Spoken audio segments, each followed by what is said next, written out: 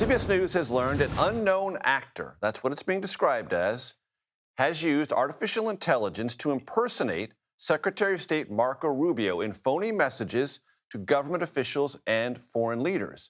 White House producer and reporter Sara Cook, who joins me now, has been following this story all day for CBS News. Sara, it is great to have you with us. You're an outstanding reporter. This is your first time on television, and I'm so glad you're with us.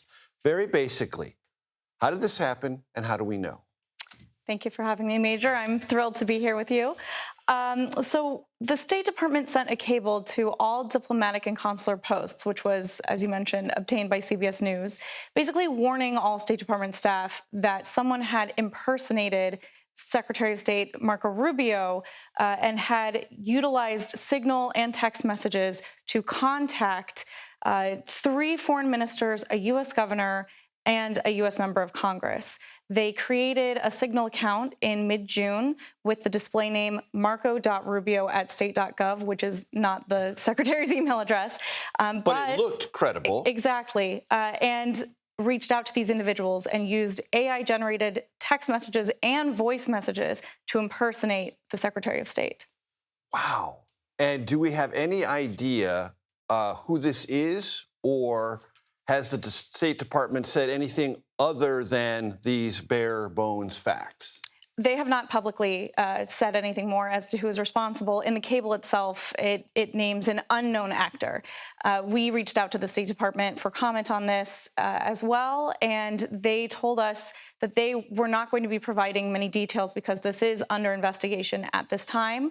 They did also say the department takes seriously its responsibility to safeguard information and continuously tries to improve their cybersecurity measures. However, when the State Department spokesperson, Tammy Bruce, was asked about this in the briefing today, in addition to not going into details about actions that have been or will be taken, about whether this person was successful in their stated goal in the cable of gaining access to information or accounts, she wouldn't elaborate, but she did acknowledge that this is an age that it's a technological age that we're all enmeshed in.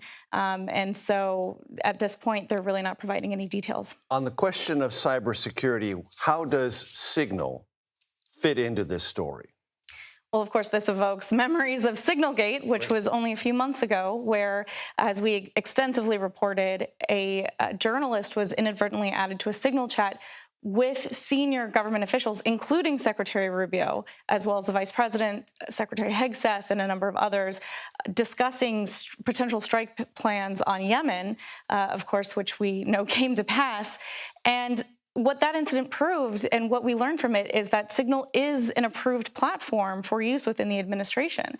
And so it's not outside the realm of possibility that if somebody were to get a message from Marco Rubio on Signal, that it could be possibly true. That it might look real. Exactly. Sara Cook, your very first time on television, no one would know that. Outstanding reporting. Thank you so very much. Thank you, Major.